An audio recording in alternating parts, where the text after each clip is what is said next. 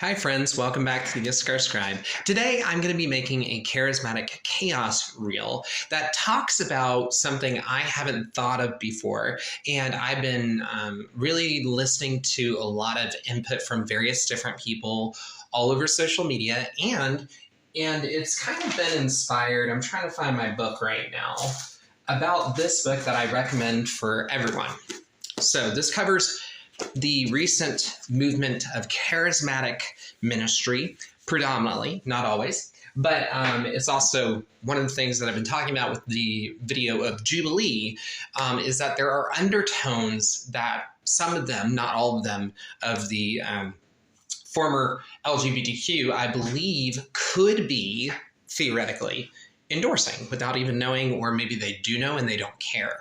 I only say that because they made a lot of comments about the prophetic office, and I'm not going to say that they support that. I'm just going to simply say that it was a red flag for me, and so I'm curious on them, on how they'll grow in the future and how they'll become teachers or pastors, or if they operate in whatever office as a continuationalist. I don't believe that the church and the roles have changed. I do think that there is a power grabs in ministry today, and that's kind of where I stand on offices, an apostle, prophet, teacher, all this other stuff, because of a lot of statement in that. Just briefly, when people talk about apostle being no more, a prophet being no more, they oftentimes will say, because tongues and prophecies will vanish and cease and vanish away. But if that's the case, then you also cannot have pastors, because it's really like there's only one verse that people build that. So it's just really not makes a lot of sense. Now, the problem is that people want to have new revelation. And that's what a lot of the NAR-led ministries or platform speakers do. They usually focus on experientialism. Again, I recommend this book. I'm writing my own book that will really cover a little bit of NAR ideology and being ex-gay and some of the stuff that is done to the gay community. So look for updates when I talk about that. But today I'm going to go back to this concept of deliverance ministry. And so I want to believe the best, and we want to believe the best about people. So are people having a spiritual encounter? Yes and no. Some people believe that when they're having all these meetings of deliverance meetings, that everything's a demon coming out. And a lot of scrutiny has been done on this for basically being superstitious that everything's a demon or a generational curse. One of the things I'm thinking of that I haven't thought of before is that if it's a supernatural moment, maybe what's going on is actually not a deliverance of a demon.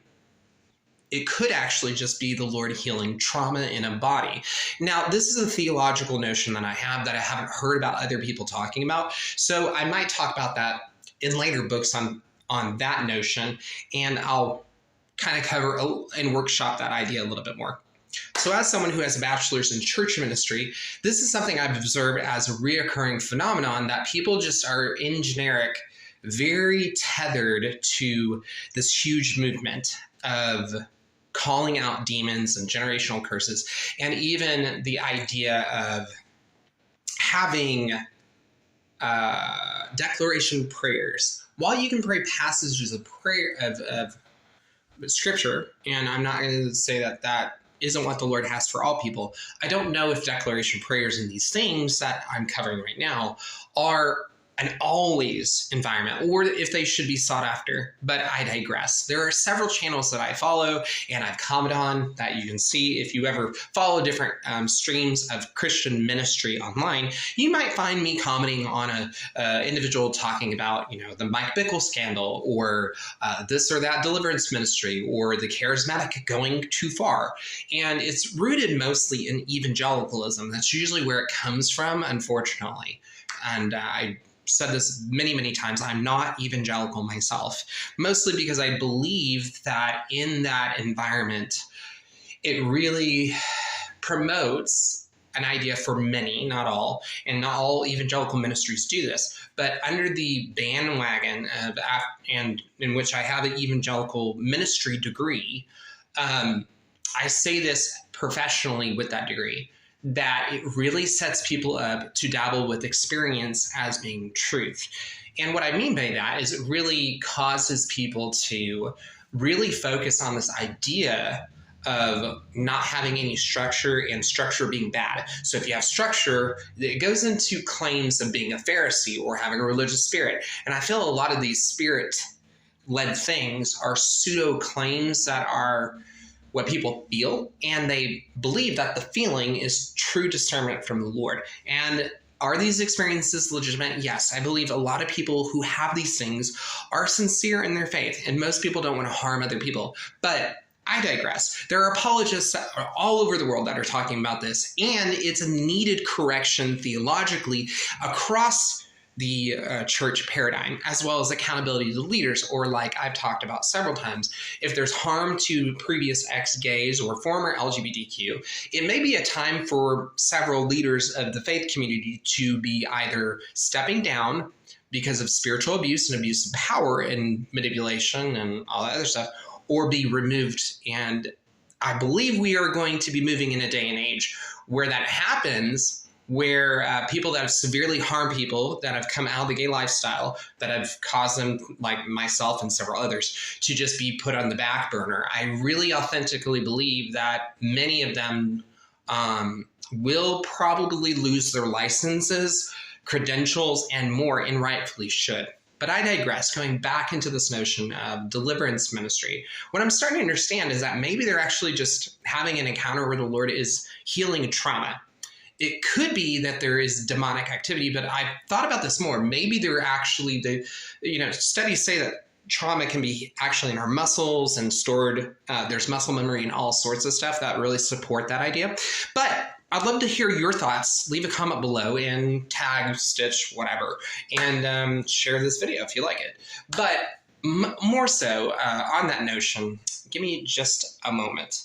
I want to go ahead and say a few things. Hello, friends. I hope that you're liking this. It's an odd change, but if you like my content I'm making, go ahead and go to patreon.com/YissakarScribe. You can support me for just $3 a month. There you also have articles and all sorts of things. And I want to take this moment to thank you if you've been with me so far. And you can find me on social media as YissakarScribe on all platforms. So with further ado, let me get back to the clip that I was just making. All right, friends. So now that that's done, I wanted to continue that thought. I do think that maybe there is a spiritual encounter that people are having. I don't think necessarily when they're having like falling on the ground, that is entirely demonic. I think that sometimes it is, sometimes it's not. And the charismatic and those that really embrace this deliverance and inner healing focus, which is some of the things that were talked about on the Jubilee clip of the former LGBTQ. So this clip will be also a part of that. It really does focus on inner healing and dream and mysticism and deliverance ministry. And I think that all of those are really, really helpful. But at the same time, I think it's also very destructive if you hit those topics from only that vantage point. And I'll be making the rest of the reviews on the remaining of the cast, and also another reflection on a recent post that I have made that you can find on my Facebook, where I review just a couple of red flags. I want to be very careful and kind to everyone because I wasn't there. I'm not these people. I don't know what was going through their head. You can find their playlist on YouTube where they talk about it on the Samuel Perez. And they're going to be making more content, and I'll be following kind of their rebuttals, kind of seeing where they're falling. Maybe it would be interesting for me to interview them. Again, I would love to interview the whole cast of the Jubilee clip, Can You Stop Being Gay, with the exception of one of them. And I've talked about him and what I believe is very harmful to the ex-gay community, as we are a people group. We are a minority group. We have a history, culture, and all sorts of stuff. And people are ex-gay for several reasons. And it's a journey that people go on. And for him to say very bluntly that people don't exist and everyone's a liar, that is really not okay. And I think the gay community needs to condemn him, and he needs to be deplatformed unless he actually changes his whole way of approaching that. And I've covered that exclusively. But that's just a thought. I think that it actually might be healing neurology and physiology. Let me know your thoughts. I'd love to hear from all of my scribes here on wherever you're finding. And together we can make a world a more peaceful place. And I will catch you on the flip side. Make sure to follow and I'll see you later. Bye.